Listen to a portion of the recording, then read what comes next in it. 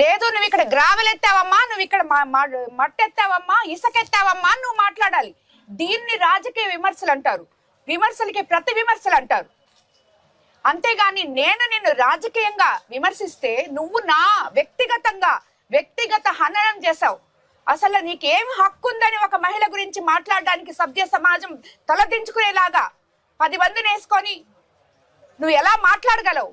నువ్వు మాట్లాడిన దానికి ఈ రోజు జగన్మోహన్ రెడ్డి గారు వచ్చి నిన్ను పరామర్శించడం అనేది సభ్య సమాజం మరోసారి తలదించుకుంటుంది మిమ్మల్ని అందరినీ చూసి.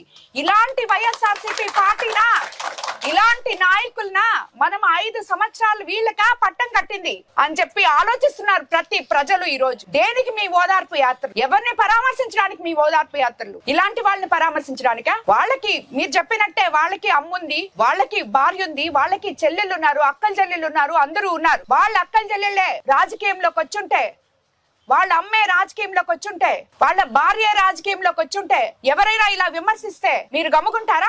మీరు ఎంత దిగజారుడుతనం మీద ఉందంటే ఈ మాటలు మీరు మాట్లాడిన దానికి నిన్నగాక మొన్న నేను ఎమ్మెల్యే అయిన కాన్స్టిట్యున్సీలో కార్యకర్తలే కడుపులో మండిపోతుందమ్మా అని చెప్పారు. అలాంటిది ఒక నాయకులుగా ఉండి, ఒక రాష్ట్రాన్ని 5 సంవత్సరాలు ముఖ్యమంత్రిగా ఏలి 6 సంవత్సరాలు ఎమ్మెల్యేగా ఉండి ఇలాగా మాట్లాడకూడదు అనే నీతి కూడా మీకు తెలీదా?